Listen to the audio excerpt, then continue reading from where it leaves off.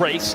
250 West will race their heat race first. So this would generally be, Ricky, an entire main event's worth of talent, but now fighting for just 9 transfer positions into the main. Well, it's going to be a lot of fun to watch because what you had, this is basically a main event, and it is going to be an absolute showdown. We talked about it, the egos, the pride on the line for this race. Here we go, first race of the night from Nashville, 250 West.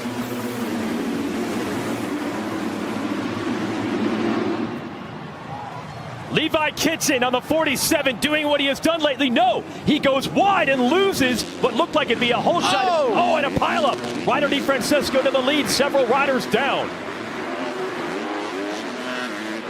DeFrancisco is down. Looks like Garrett Marchbank's trying to make moves. It's actually Nicoletti, Phil Nicoletti, recently announcing this will be his last racing season, battling for second with Jordan Smith. Wow.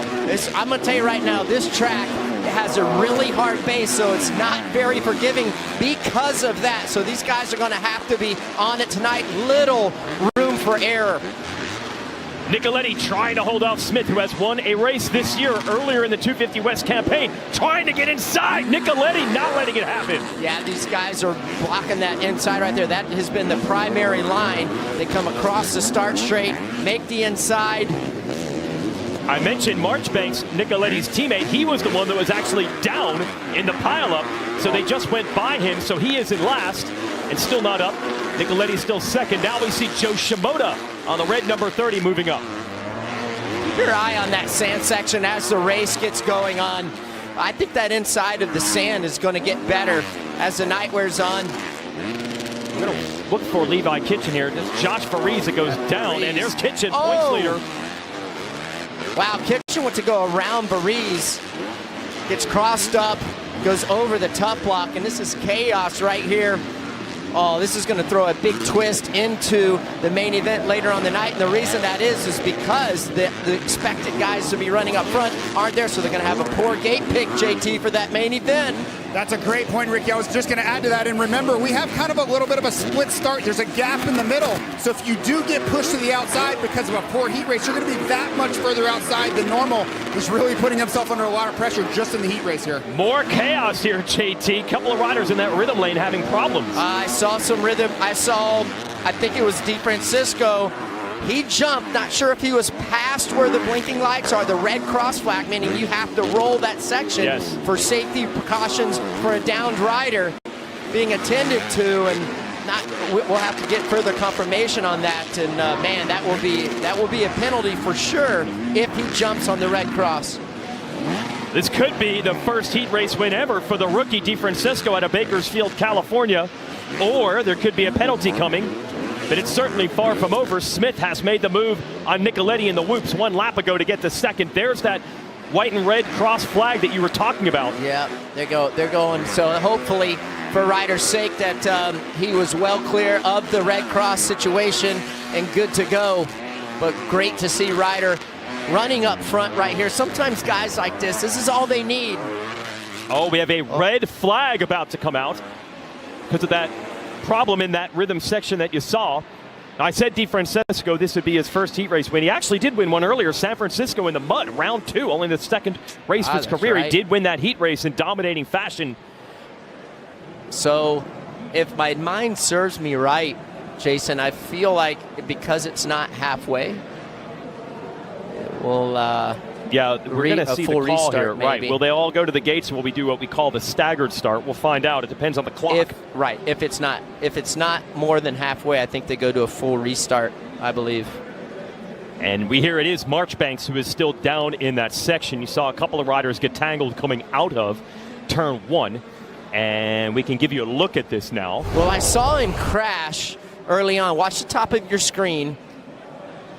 He's in the very colorful gear. Oh, and he hits the back tire of, who was that? Jordan Smith. And he hit hard. When you have that sudden stop like that on the up ramps, he's lucky he didn't get ran over. It was actually a pretty good start. That was 3rd or 4th place. We hear it will be a staggered restart. We did go far enough on the clock. And they're wheeling off his Muck-Off FXR Club MX Yamaha machine. And that team has had a great season. This is a privateer team. You see Jordan Smith, that's the full factory Yamaha with Star Racing. Marchbank's had a couple podiums this year. A lot of chaos early on in this heat race here for the West Division riders. This is interesting. You see DeFrancesco in that pink or purple gear. He's got his teammate from the East, Pierce Brown, talking to each other. What do you think?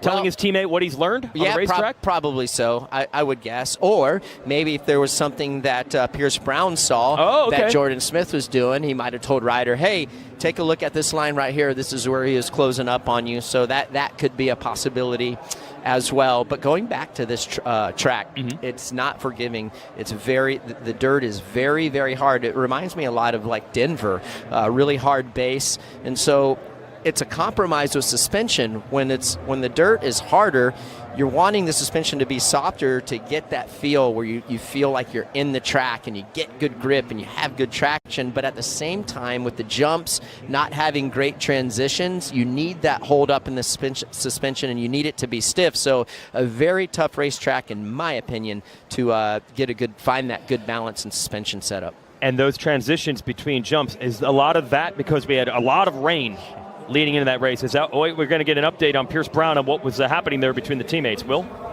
Yeah, I asked him what he was telling Ryder, and he said, no, it was the other way around. Ryder wanted to feed some information back to Pierce. He said, it is really slippery out there. He said, just watch the front end. It's a lot slicker than it was earlier on today. Yeah, we'll get to show you that throughout the course of the night with Jason Thomas. And JT, from what you've seen, has it been slippery, or do you think it's just because the track isn't with this heat race? And we're waiting. They will come in front of the gates, like I said, for the staggered restart. Let's send it back down to Jason Thomas. What are you hearing from the racetrack? Well, you see Levi Kitchen there, and I was trying to think, okay, who is this possibly going to help here? Who could really make up a difference? And Levi Kitchen had so many difficulties on the first lap. He almost ran into Garrett Marchbanks in that first crash. Then he had another incident. This is going to bring his track positioning back to the front. Yes, he'll be in the same position he was, but he's going to be that much closer to the leaders and have that much more opportunity to make quick passes. And you got to think about what this does for the gate position. Every pass he can make in this heat race is virtually 2 gate positions better that he'll have for the main event. So yes, getting in the main event is one thing, but that pivotal start in the main event will be such a huge component to him getting out of here with a win. Now, JT hit on a point earlier in the heat. He explained the difference with the starting gate where it's a little bit wider. So the gate pick, if you're on the outside, is further out than normal. And now we do see the riders headed down to the end of the start stretch to get ready for the staggered restart. We will send it back down to Will. Thank you, Jason. I'm with Cameron McAdoo now. JT talked about it at the top of the show there, Cam. Not a great start to the day for you there with that crash. Left shoulder, I believe. Can you just talk me through how you're feeling and how it might affect you as the night goes on? Yeah, I was obviously really bummed out with kind of how it went down. I was just on a roll lap in practice, and there was another rider on a fast lap and kind of ran into me and took me down. But landed on my shoulder, bummed it up pretty decently. But there's no quit in us. We're gonna be out here, and I'm just grateful to be here talking to you guys, and I've got some really good people in my corner that got me fixed up as much as they can, and I'm still grateful. I'm still gonna give it my best shot every time, and I'm excited to do everything that I can tonight. So yeah. Best of luck out there, Cam. Thanks for the time, and if anybody can fight through it, we know you can. Thank you. Well, there's no doubt, Will, that we know he's going to fight through it. We've seen it over and over again with Cameron McAdoo, and he will for sure give it his best. It's going to be interesting to see how it plays out. He is one of the all-time heart determination stories in the sport. Not really heralded as an amateur racer at all, and then all the injuries he has taken on as a professional. Yeah, there is certainly no doubt that he's going to give it everything he has, but the real question is how much does he have? Because those shoulders have already taken on a lot of abuse through the years, even a shoulder injury this offseason. He will be up in the next heat race, which will be 250 East.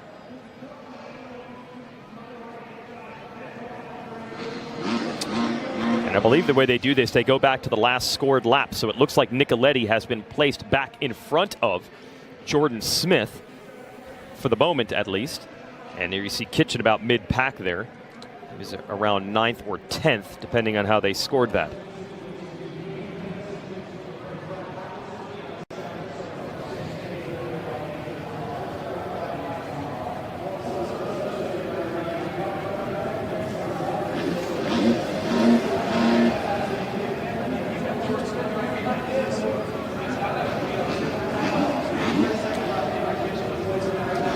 It's 250 heat race for the West Division on the line, but it is not the traditional starting line. We did have a crash in the first heat race attempt, so this is a restart.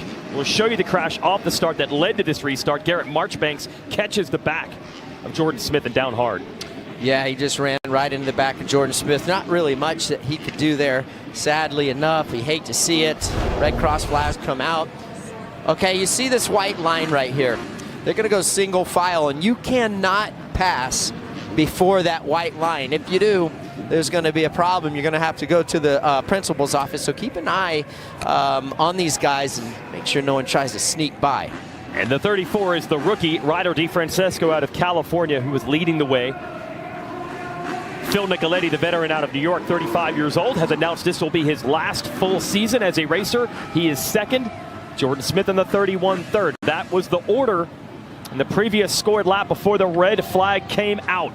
You don't often see the staggered restart here in Monster Energy Supercross, but it gives the riders who are a little bit further back another opportunity to move forward. I often wonder, do the riders even practice this much? I wouldn't think so. No, I mean, it's they're used to the pretty gate drop. straightforward. So let's redo it. Restart for 250 West and their heat race are underway. There's Nicoletti battling with Smith and RJ Hampshire in white on the 24 going after Joe Shimoda. Looking for fourth. He's on the inside. Yeah, look at Hampshire working the inside. We talked about it. Oh, he goes to the inside early. Makes a pass. I like that line by RJ Hampshire. Now, how the field is tightened up. That was an advantage for him. Great pass. Well, this is what we talked about. Smith and Hampshire, good buddies off the racetrack, and a lot of laps battling each other on, and another battle between them about to transpire. And there's Kitchen, series leader, looking to move up. Yeah, if you're Levi Kitchen right here, you got to look big picture. You got a points race right now. Remember, we talked about it at the top of the show, how there's egos and pride that is on the line for this race. But I think it's two different style of racing approaches and plans. If you're a championship guy, you got a points race tonight. You can't get caught in the hype. The Canadian Cole Thompson, 71 on the Heartbeat Hot Sauce Solitaire Yamaha battling Kitchen. Nate Thrasher on the 57 just came through on Thompson. And into the sand, that's Burden, the Frenchman, on the number 100, right in front of Kitchen. He's been great this year. Yeah, Burden's been doing extremely well. Kind of a quiet, almost a sleeper, and he's been very impressive all year long, I believe, JT. Yeah, and for Kitchen, I was thinking about the start. All of these problems were caused by him going too wide into that first corner. So these 250 riders that are sitting on the line and the 450s, hopefully they watch that, because it doesn't matter if you get a great start and a great jump. If you go too wide, you can find yourself in 7th place just like this. Be interesting to keep your eye right here on this section after the start. Guys just funnel down to the inside, see if someone can go to the outside and make a possible move. Rider to watch, the 57 of Thrasher. He is setting up Kitchen while Kitchen is trying to get around the 100 of Burden. Well, these guys are teammates, go back to last year, so it'll be interesting to see. Oh, look at Kitchen, makes an audible right there. I like that. Well, you were hoping in practice that they would open up some lines in the sand, and they did. Wait a minute. Finding lines is Hampshire. He has made the move on Smith and now challenging Nicoletti for second. Yeah, how about Nicoletti? He's running good right now. Oh, yeah. And Hampshire has made 2 passes in about a lap. What do you see him, Will? A sense of urgency, Jason, out of RJ Hampshire there to try and get a good finish position here. Obviously, that leads to a good gate pick because he has his eye on the win tonight. He told me it's a must. He has to get it done, and he does feel a lot better spot.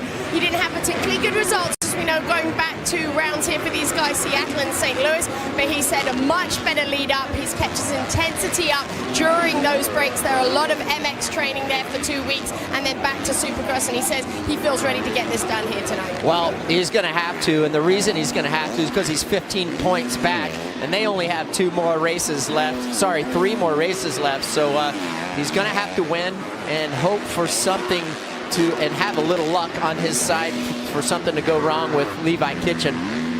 Now Hampshire has caught the leader, DeFrancisco, as we head to the whoops. Watch RJ up the inside. Oh, jump in. And it worked. Triple, triple, triple to the inside. He has the lead. And Smith is going right with him.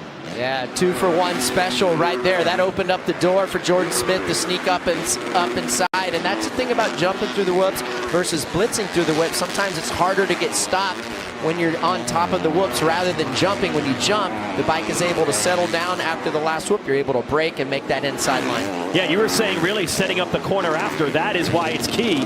Checkered flag, by the way, was out. That was the final lap. Trust us on that. There's Nicoletti just holding off Shimoda, who just held off Kitchen. So that is going to be tough for Kitchen, 6th. Ooh. So that's going to be either the 12th or 13th gate pick in the main event. I'm going back to that original start, and Levi Kitchen, he thought that, I mean, he was